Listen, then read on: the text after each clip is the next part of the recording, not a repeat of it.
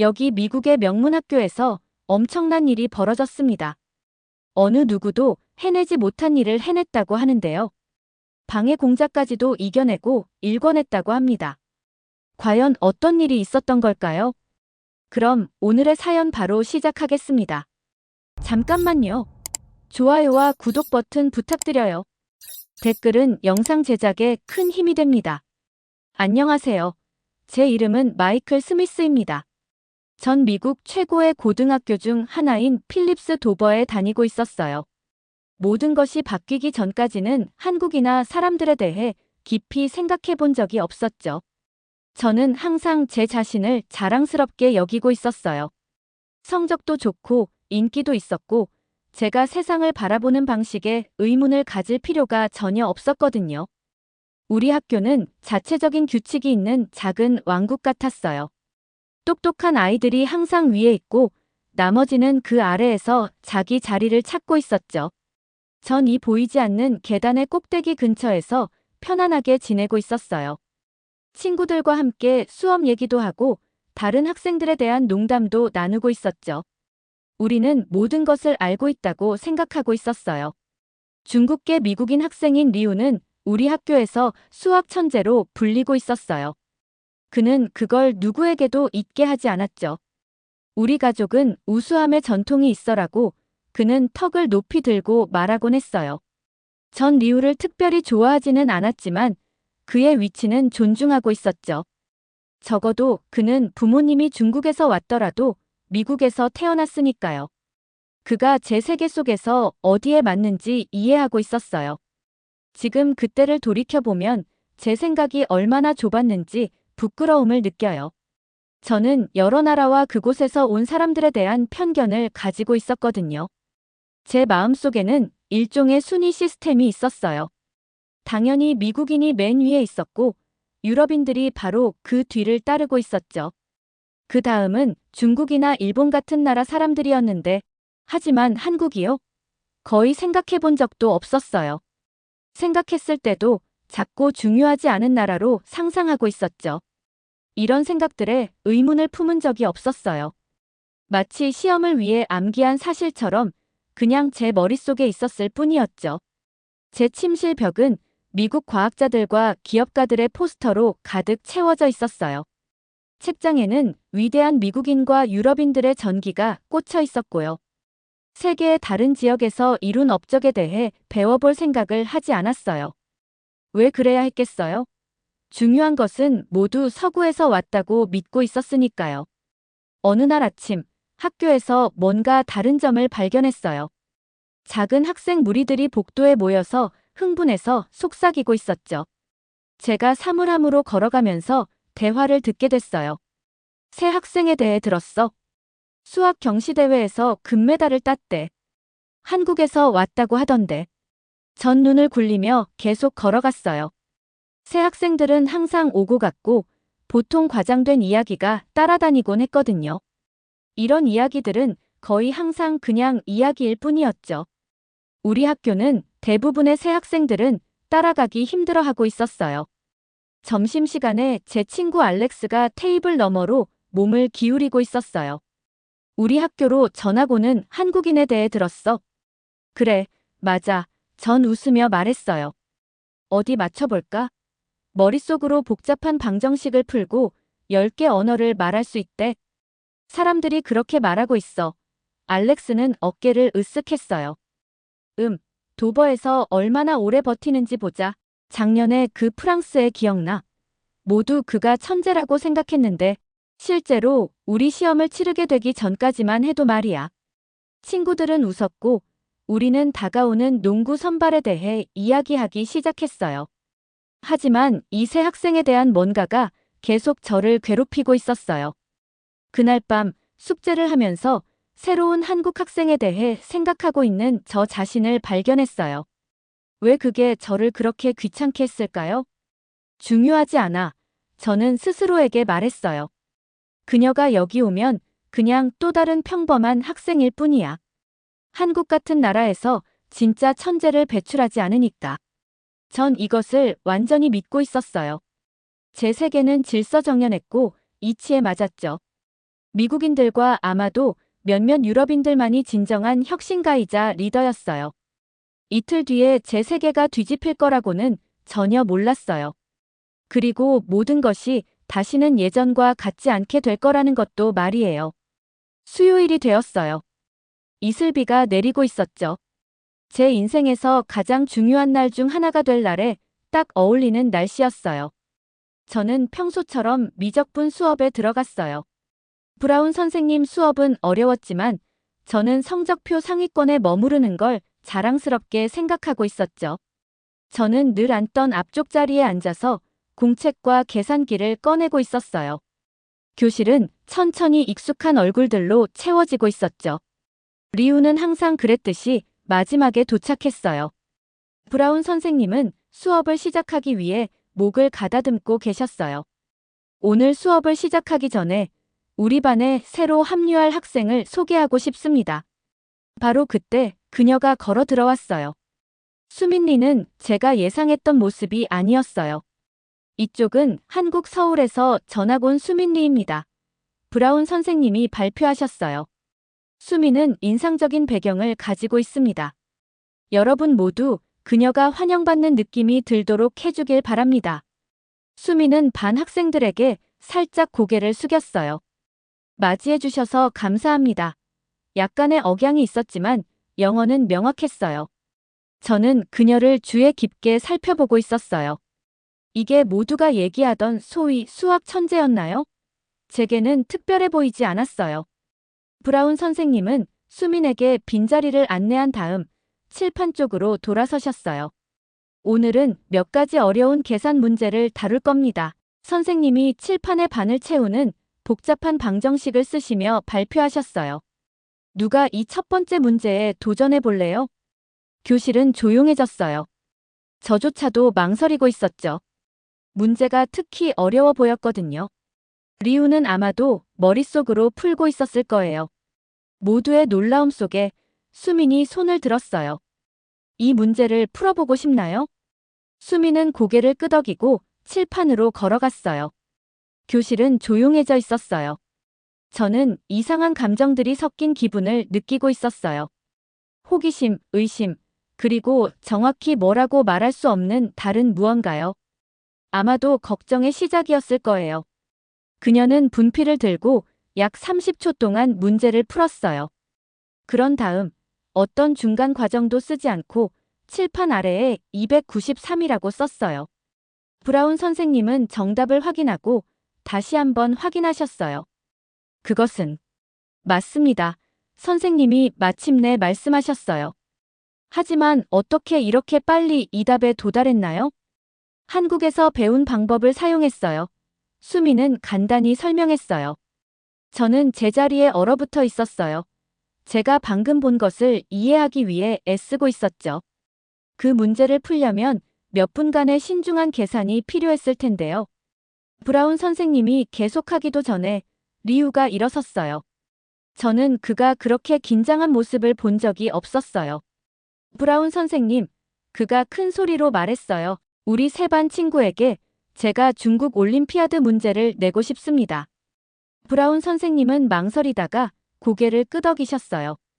리우는 복잡한 문제를 썼는데 몇몇 학생들이 헉소리를 낼 정도였어요.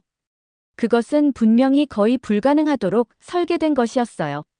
리우가 이 예상치 못한 라이벌에게 던진 도전장이었죠. 저는 수민이 문제를 공부하는 동안 그녀의 얼굴을 지켜보고 있었어요. 당황함도 혼란도 없었어요. 그저 차분한 집중력 뿐이었죠. 그녀는 분필을 들고 풀기 시작했어요. 이전과 달리 이번에는 과정을 보여주면서 방법론적으로 겉보기에 불가능해 보이는 문제를 관리 가능한 부분으로 분해하고 있었어요. 5분 후 그녀가 마쳤을 때 리우조차도 충격을 감추지 못하고 있었어요. 그녀는 우리 중 누구도 본 적 없는 접근법을 사용해서 문제를 풀었어요. 효율적이며 정확했죠. 종이 울리면서 교실에 내려앉은 마법 같은 분위기가 깨졌어요. 저는 수민에게서 눈을 뗄 수 없었어요. 그녀는 자신이 일으킨 소동을 알아차리지 못하는 것 같았어요.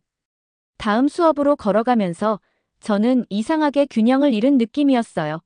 마치 제 발밑에 땅이 움직인 것처럼요. 제 머릿속에 있던 누가 똑똑하고 누가 그렇지 않은지 갑자기 유치하고 잘못된 것처럼 느껴지고 있었어요. 그날 밤, 저는 숙제에 집중할 수 없었어요. 불가능했어야 할 문제를 차분하게 풀어내는 칠판 앞의 수민이 계속 보이는 것 같았거든요. 저는 제 견해에 너무 확신을 가지고 제 편견 속에서 너무 편안하게 지내고 있었어요. 이제 그 확신들에 작은 균열이 생기고 있었죠. 마침내 잠이 들었을 때 저는 제 손이 닿지 않는 곳에서 춤추는 숫자들과 이것을 푸는 다른 방법이 있어요 라고 말하는 목소리를 꿈꿨어요. 뭔가가 저를 제가 스스로 그려놓은 경계를 넘어서게 하고 있었어요. 저는 아직 응할 준비가 되어 있지 않았어요. 하지만 처음으로 그 소리를 들을 수 있었죠. 수민이가 놀라운 실력을 보여준 후 저에게는 참 이상한 날들이 이어지고 있었어요. 마치 두 개의 세계 사이에 끼어 있는 느낌이었죠. 하나는 제가 익숙하게 여기던 세계, 그리고 다른 하나는 제가 알고 있던 모든 것에 의문을 던지는 새로운 세계였어요. 그러던 그 다음 월요일, 학교에 큰 소식이 들려왔어요. 브라운 선생님께서 미국 수학 경시대회 공지를 붙이셨거든요. 이건 1년 중 가장 중요한 수학 대회였어요. 우리 학교에서는 단 한 명의 학생만 대표로 보낼 수 있었죠. 지난 3년 동안은 늘 리우가 그 자리를 차지했었고요. 예선은 3주 후에 있을 거예요. 관심 있는 학생들은 금요일까지 신청해 주세요. 저는 리우의 표정을 지켜보고 있었어요. 그의 눈은 조용히 필기를 하고 있던 수민이를 계속 힐끗거리고 있었어요. 점심시간에는 모두가 이 대회에 대해 얘기하고 있었어요. 당연히 리우가 또 이기겠지. 제 친구 알렉스가 말하고 있었어요. 글쎄, 모르겠어. 엠마가 대답하면서 수민이가 앉아있는 건너편을 바라보고 있었어요. 브라운 선생님 수업에서 무슨 일이 있었는지 봤어? 그 후 며칠 동안 저는 여러 가지를 눈여겨보기 시작했어요. 리우가 평소와 다르게 행동하고 있었거든요. 그는 평소보다 도서관에서 더 많은 시간을 보내고 있었어요. 어느 오후, 저는 우연히 그가 사서와 대화하는 걸 엿듣게 되었죠. 이 책들은 특별 보관해야 해요. 여러 권의 고급 수학 교재를 가리키며 말하고 있었어요. 일반 대출에는 너무 귀중한 자료들이에요. 사서는 고개를 끄덕였어요. 물론이죠, 리우. 오늘 제한 서가에 넣어 놓을게요. 저는 미간을 찌푸렸어요. 그 책들은 AMC 준비에 완벽한 자료들이었거든요. 리우는 그 책들을 특별 보관함으로써 자기만 쉽게 접근할 수 있게 하고 있었어요.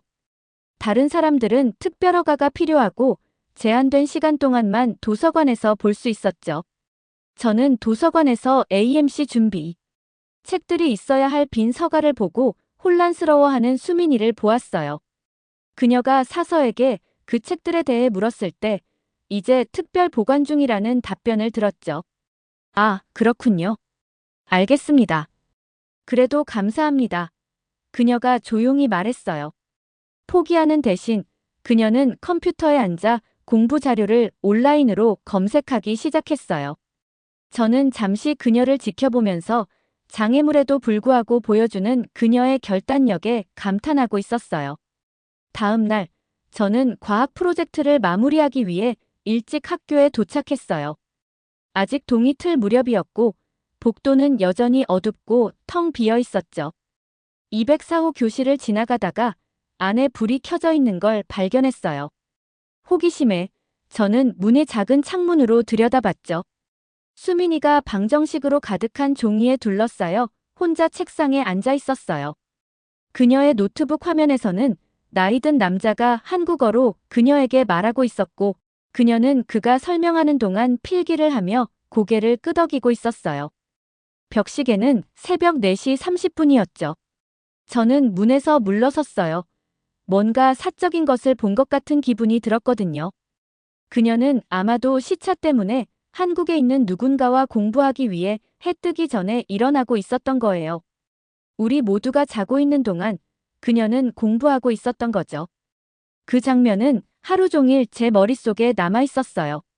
저는 계속 리우가 책을 숨기는 것과 수민이가 다른 방법을 찾기 위해 새벽에 일어나는 것에 대해 생각하고 있었어요. 뭔가 깊이 불공정하다는 느낌이 들었죠. 다음 날 아침, 저는 다시 204호 교실을 지나가고 있었어요. 역시나 불이 켜져 있었죠. 이번에는 저 자신도 놀라게 한 결정을 내렸어요. 저는 문을 두드렸어요. 수민이가 놀란 표정으로 올려다봤어요. 그녀는 노트북의 상대방에게 빠르게 뭔가를 말하고는 문을 열러왔어요. 방해해서 미안해. 난 마이클이야. 알아요. 미적 분학 시간에 앞줄에 앉아 있잖아요. 저는 망설이다가 용기를 내서 말했어요. AMC를 준비하고 있는 걸 봤어. 그러니까. 혹시 가끔 같이 공부하면 어떨까 해서. 제 입에서 나오는 말이 이상하게 느껴졌어요. 일주일 전만 해도 저는 한국인 학생, 특히 제 친구들의 경쟁자로 여겨지는 사람과 공부하는 것을 상상도 못했을 거예요. 수민이의 놀라움은 분명했지만 그녀는 고개를 끄덕였어요. 좋아요. 저는 매일 아침 4시에 여기서 공부하고 있어요. 아침 4시. 저는 충격을 받지 않은 척하려고 노력하면서 물었어요.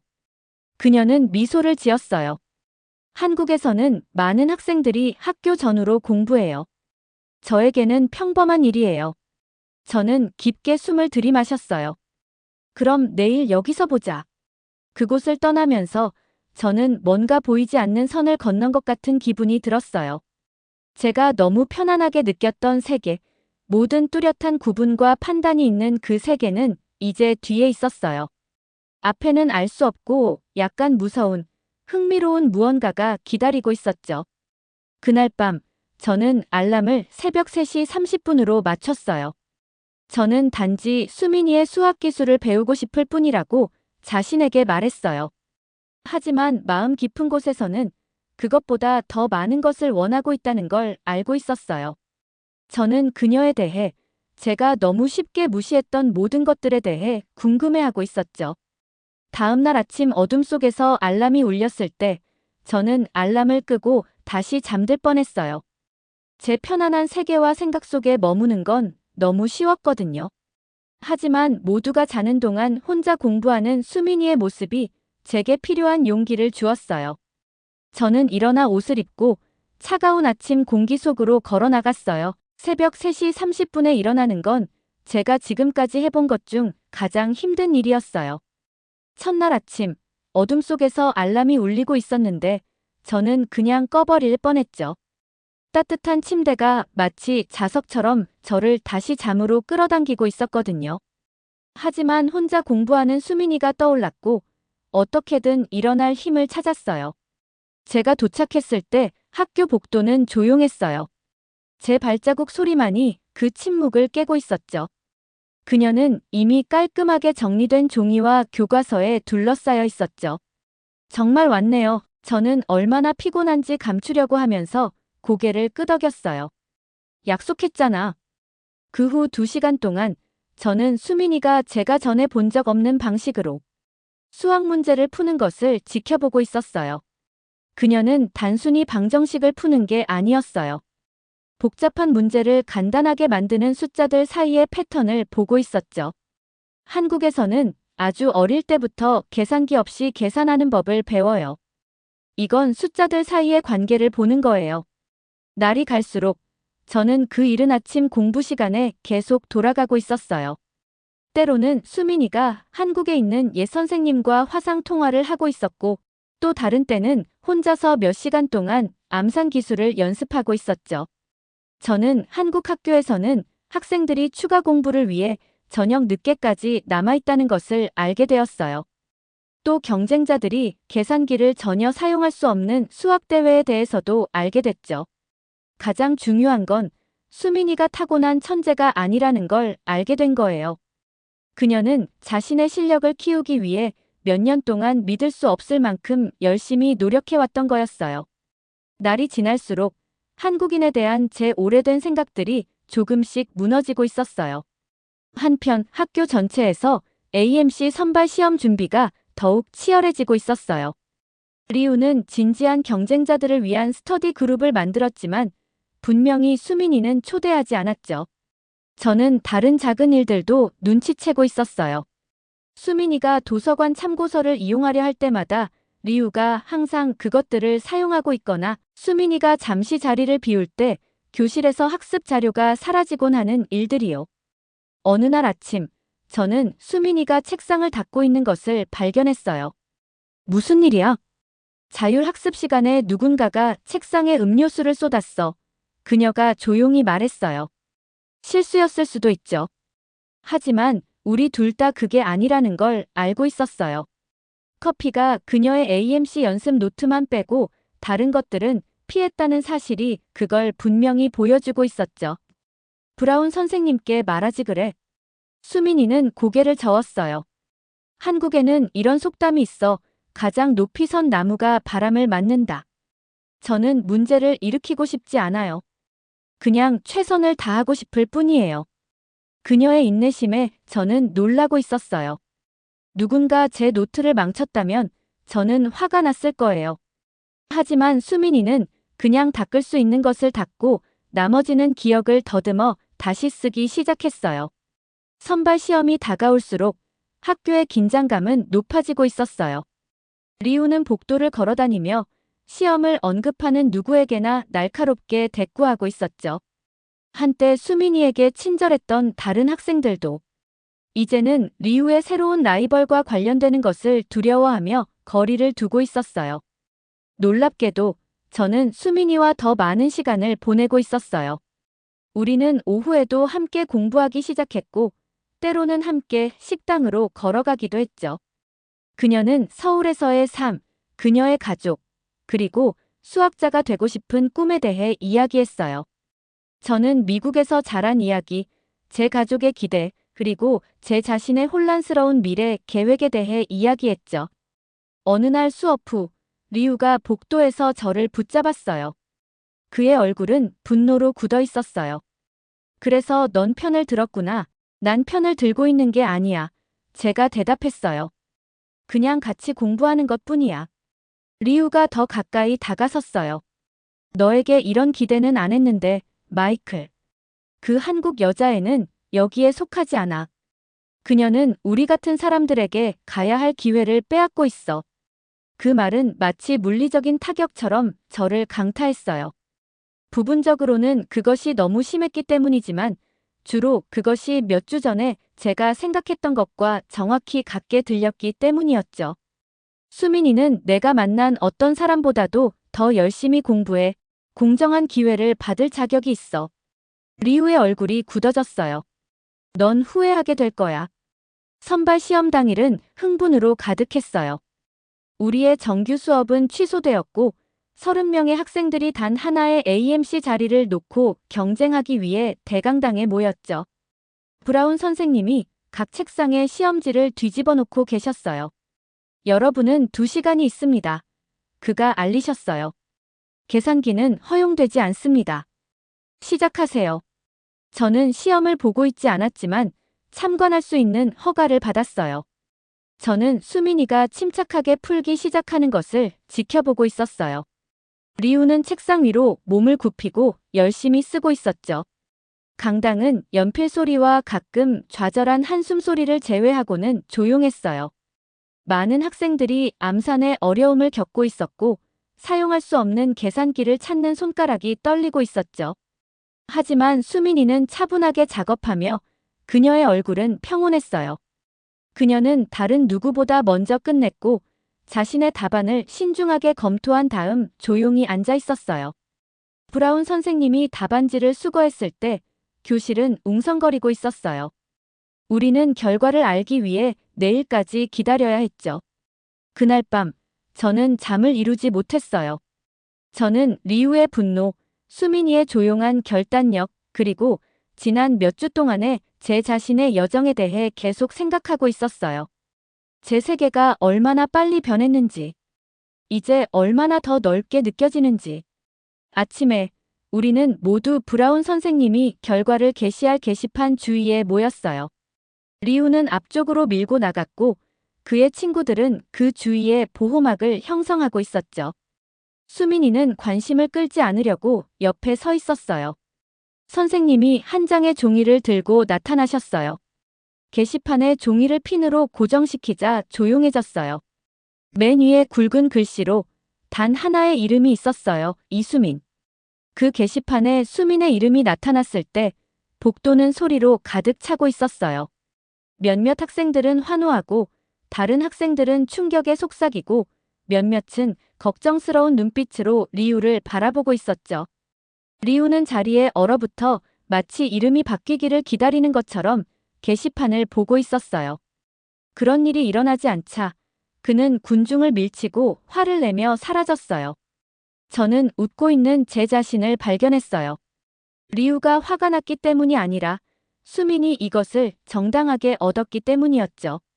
저는 그녀가 매일 새벽 공부하는 모습을 지켜봤고 그녀 앞에 놓인 모든 장애물을 극복하는 것을 보았으면 다른 모든 사람들을 당혹스럽게 만든 문제들을 그녀가 푸는 것을 목격했어요. 이 승리는 정말 당연하게 느껴지고 있었어요. 수민의 반응은 저를 놀라게 했어요. 그녀는 축하하는 대신 그저 한 번 고개를 끄덕이고 책을 더 꽉 끌어안았어요. 복잡한 복도 너머로 우리 눈이 마주쳤을 때 저는 그녀에게 엄지손가락을 들어 보였어요. 그녀는 얼굴 전체를 밝게 비추는 작은 미소로 답했죠. 전국 AMC 대회는 3주 후로 예정되어 있었어요. 수미는 우리 학교 전체를 대표해서 미국 전역에서 온 최고의 수학 학생들과 경쟁하게 될 거였어요. 그 압박감은 정말 엄청났죠. 준비하는데 계속 도와줄 수 있을까? 그녀가 다음 아침 공부 시간에 물었어요. 물론이지. 저는 망설임 없이 대답했어요. 예전에 마이클은 절대로 새벽 전에 일어나서 한국에서 온 전학생이 수학대회를 준비하는 것을 도와주지 않았을 거예요. 예전에 마이클은 우리 학교의 기존 질서에 도전하는 누군가에 관심을 두지 않았을 거예요. 하지만 저는 더 이상 그런 사람이 아니었어요. 수민이 전국대회에서 학교를 대표하게 된다는 소식은 빠르게 퍼지고 있었어요. 대부분의 선생님들은 그녀를 따뜻하게 축하해 주셨어요. 대부분의 학생들도 선발이 끝난 지금은 지지하고 있었죠. 심지어 리우의 친구들 중 일부도 수민을 마지못해 존중하기 시작했어요. 리우 자신은 잘 보이지 않게 됐어요. 수업에 나타날 때도 그는 수민으로부터 멀리 앉고 있었죠.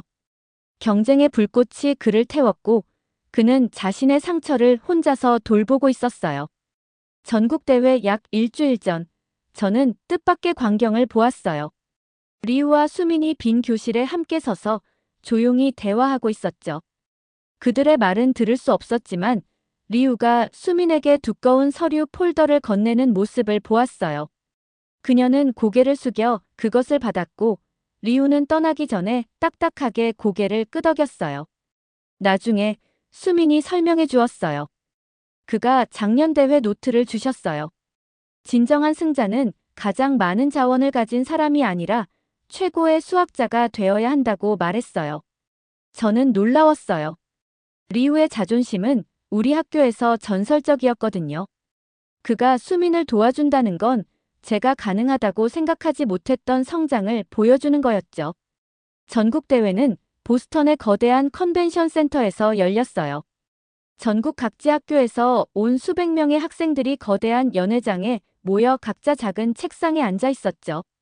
부모님들, 선생님들, 그리고 저 같은 응원자들은 위쪽 갤러리에서 지켜보고 있었어요. 제자리에서 보니 수미는 경쟁자들 무리 속에서 아주 작아 보이고 있었어요. 저는 걱정의 덩어리가 뱃속에서 느껴지고 있었죠. 우리의 모든 준비가 충분하지 않다면 어쩌지? 압박감이 너무 크다면 어쩌지? 대회는 2시간 동안 진행됐어요. 계산기도 없고 도움도 없이 오직 학생들과 전문가들이 만든 가장 어려운 수학 문제만 있을 뿐이었죠. 저는 학생들이 종이를 무력하게 쳐다보는 동안 문제를 풀고 있는 수민을 지켜봤어요. 시간이 끝나자 심사위원들은 시험지를 수거하고 채점하러 사라졌어요. 우리 모두는 큰 접수장에서 초조하게 기다리고 있었죠. 수미는 차분했지만 저는 그녀의 손이 약간 떨리는 것을 알아챘어요. 최선을 다했어. 저는 그녀에게 말했어요. 그게 중요한 거야. 그녀는 고개를 끄덕였어요. 한국에서는 여정이 목적지만큼 중요하다고 말해요. 1시간 후 심사위원들이 돌아왔어요. 심사위원장이 마이크 앞으로 나섰어요. 올해 대회는 특별히 어려웠습니다. 하지만 한 학생이 만점을 받았습니다. 방 안은 완전히 조용해졌어요. 올해 미국 수학대회의 우승자는 필립스 아카데미 도버의 수민 리입니다. 군중들은 환호성을 지르기 시작했어요. 저는 목소리가 쉴 때까지 소리 지르고 있었죠. 수민은 매일 보여주던 것과 같은 조용한 품위를 지니고 무대로 걸어갔지만 트로피를 받아들 때 그녀의 눈에서 기쁨이 보이고 있었어요. 그 후 기자들이 그녀 주변으로 몰려들어 그녀의 기술과 배경에 대해 질문하고 있었어요. 계산기 없이 어떻게 그런 복잡한 문제들을 풀었나요? 한국에서는 아주 어릴 때부터 암산을 연습해요. 숫자 사이의 패턴과 관계를 보는 법을 배우죠. 학교로 돌아가는 버스에서 수미는 무릎에 트로피를 조심스럽게 놓고 제 옆에 앉았어요. 고마워요. 그녀가 부드럽게 말했어요. 뭐가? 모든 일은 내가 다 한 거야. 저를 믿어줘서요. 공부하는 걸 도와줘서요. 다른 사람들이 그렇지 않을 때 제 친구가 되어줘서요. 저는 제 볼이 뜨거워지는 것을 느꼈어요. 난 너한테 내가 나에게서 배운 것보다 더 많이 배웠어. 그리고 그것은 사실이었어요. 그 이른 아침 공부 시간에 저는 수학 실력 이상의 것을 얻었어요. 학교로 돌아왔을 때 모든 것이 변해 있었어요. 수미는 더 이상 외부인이 아니라 학교의 영웅이 되어 있었죠. 리우조차도 그녀를 축하했어요. 비록 그것이 그에게 쉽지 않았다는 것이 분명했지만요. 일주일 후 수미는 모두를 위한 암산이라고 부르는 새로운 동아리를 시작했어요. 첫 모임에는 저를 포함해 20명의 학생들이 참석했죠.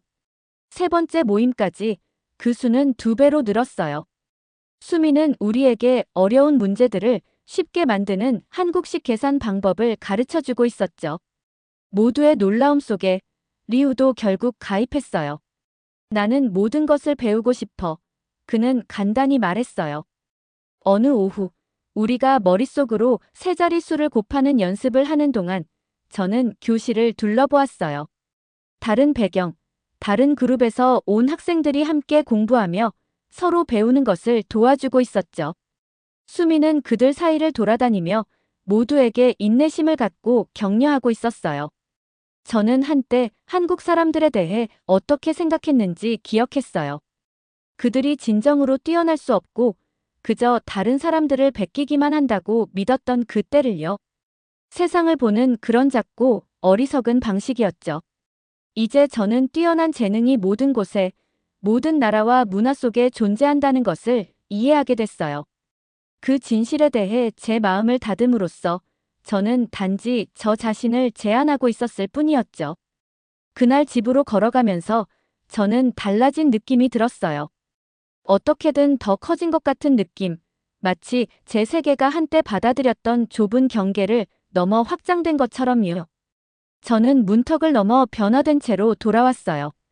저는 여전히 가끔 불공정한 생각을 하는 제 자신을 발견하곤 했어요. 오래된 습관은 쉽게 사라지지 않으니까요.